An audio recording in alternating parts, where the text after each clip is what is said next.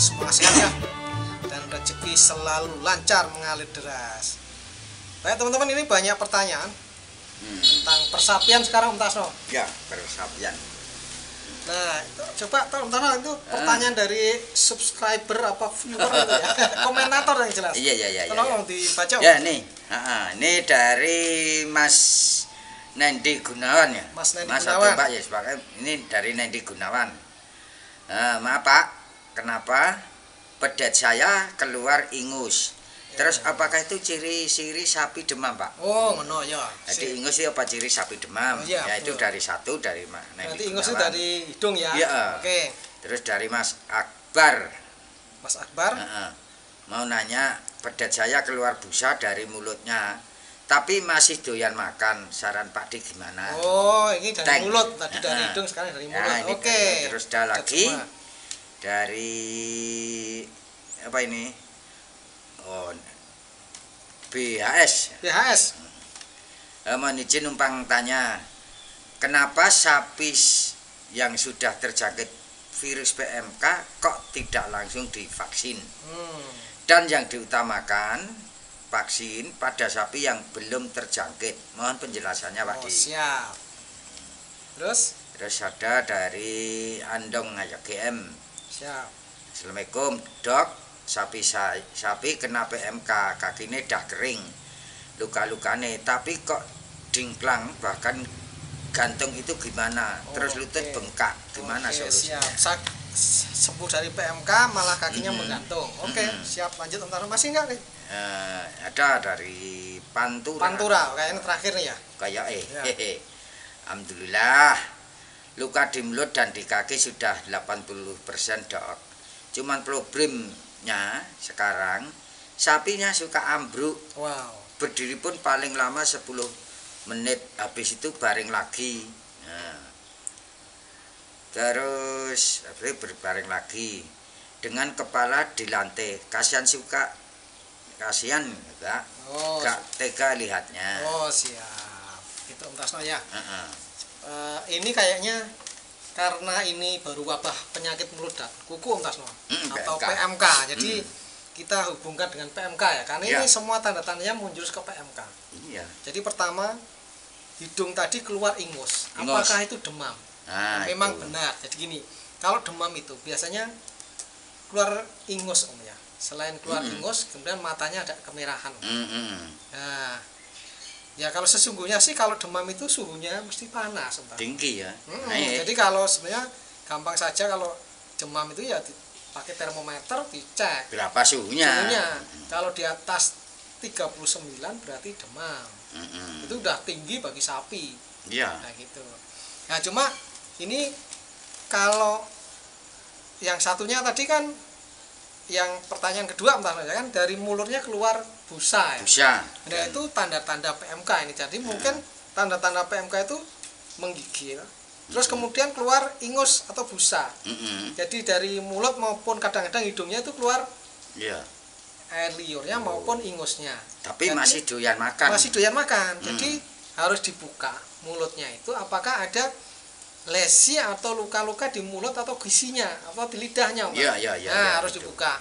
Jadi harus dipastikan dulu apakah ini kena penyakit mulut dan kuku. Jadi gitu. Jadi kalau sudah kena penyakit mulut dan kuku, diobati cara-cara pengobatan penyakit mulut dan kuku. PMK gitu. PMK. Jadi kan kita kemarin sudah posting entah ya caranya banyak. mengobati PMK ya. Nanti bisa dilihat cara pengobatannya di video yang kemarin ya, cara pengobatan penyakit mulut dan kuku. Cuma kalau memang hanya ingus Om Tasno, kemungkinan memang hanya kedinginan. Ini kan ada perubahan musim ya, musim yang nggak jelas, harusnya ada kemarau, ternyata masih hujan. Jadi ke badan tuh nggak enak, mungkin bisa pilek. Nah kalau hanya pilek saja dan demam tanpa infeksi bakteri, bisa dikasih vitamin aja cukup. Nah cuma kalau memang demam tinggi lebih dari 3 hari ya harus dikasih antibiotik. Nanti daripada repot. Iya. Terus kemudian pertanyaan ketiga ya. Itu sapi yang sudah terjangkit virus PMK tidak langsung divaksin. Oke, jadi gitu. Jadi yang sudah terkena penyakit PMK itu di dalam tubuhnya ada antibodi untuk melawan PMK, terbentuk sendiri Om Tarno. Jadi kalau diuji sendirinya. titer antibodinya sudah ada untuk bisa melawan PMK. Makanya tidak boleh langsung disuntik malahan Gitu. vaksin, karena kalau disuntik nanti apa istilahnya membuang energi. Jadi nanti nyuntiknya setelah 1,5 bulan atau 3 bulan, kayak di booster itu loh Om Tarno. Oh iya Nah, gitu ya. Jadi kalau PMK itu kan nyuntik pertama kedua itu 1 bulan sampai 3 bulan disuntik lagi Om Tarno. Jadi ditunggu dulu penyakitnya itu setelah 1 bulan atau 1,5 bulan lah sampai 3 bulan 3 baru bulan. dikasih vaksin. Kenapa yang divaksin di seluruh Indonesia itu ya malah daerah-daerah yang aman, yang masih sehat, yang belum terjangkit? yang belum Kenapa? Nah itu ibarat untuk membuat bendungan Om Tarno, dibikin ring. Jadi sebelumnya dikasih. Nah, yang daerah-daerah yang tertular itu dibiarin, malah daerah yang sehat vaksin. Nanti dilindungi tidak, dulu gitu ya. nanti tidak bisa kemana-mana. Seperti kalau orang sakit nanahan di sini ya, berarti kan bengkak. Nah ini biar penyakitnya tidak kemana-mana. Oh, gitu. Nah itu seperti itu. Jadi dibikin mekanisme pertahanan seperti bendungan itu kan. Jadi memang dibentuk. Jadi daerah-daerah yang belum terkena PMK malah didahulukan. Oh, iya. Kemudian kalau yang itu sudah desa-desa atau kecamatan-kecamatan yang belum terkena itu dulu kan. Jadi malah kampung itu yang sudah kena malah nanti dulu. Oh iya. Nah gitu ya. Karena di situ juga sudah terjadi vaksin secara tidak langsung. Gitu. Taring tular menular itu kan nanti kalau yang bertahan di situ malah otomatis kayak divaksin kan. Oh. Nah gitu. gitu. Ya, gitu Nah Pak. kalau memang sudah komplit semua nanti di daerah yang terkena pun yang sehat divaksin. Itu jadi memang harus pelan-pelan. Dan vaksin itu seluruh Indonesia harus minimal 80% divaksin. Bagi yang induk dan pedet. Yang Kalau belum yang kena. sudah mau dipotong ya nggak usah divaksin. Wah, iya. Berbahaya nih. Bukan kan membuang uang Om Tarno. Iya. Oke Om Tarno gitu jawabannya ya. Aduh. Jadi jawaban seperti itu. Oh yang dinglang tadi Om Tarno. Kenapa dinglang? Yang sudah katanya sudah sembuh kok masih Udah dinglang. kering kok masih dinglang. Nah itu berarti luka di kakinya belum sembuh total. Karena dingklang itu mekanisme dari kalau dia berdiri menginjak itu sakit, makanya masih diangkat. terasa sakit. Masih terasa sakit diangkat. Jadi dicek lagi, diobatin lagi gitu saja.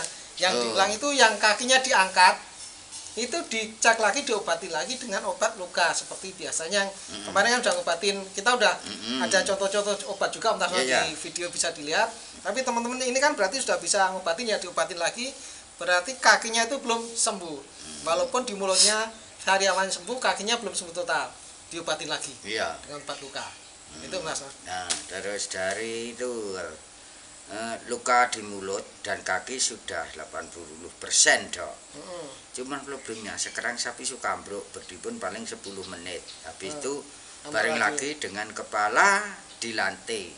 Kasihan juga. Jadi nggak tega lihatnya. Ya sama dengan yang pertama tadi, itu berarti kakinya masih sakit. Jadi kalau daripada dia berdiri sakit lebih baik tiduran. Jadi makanya ambruk di sini tidak mau berdiri kan disebut ambruk ya. Nah itu adalah mekanisme dari infeksi virus tadi yang menyerang ke kuku, sela-sela kuku itu belum sembuh. Jadi makanya dia tiduran. Yang di mulut dan mulutnya, lidahnya sudah sembuh tapi di kakinya belum sembuh.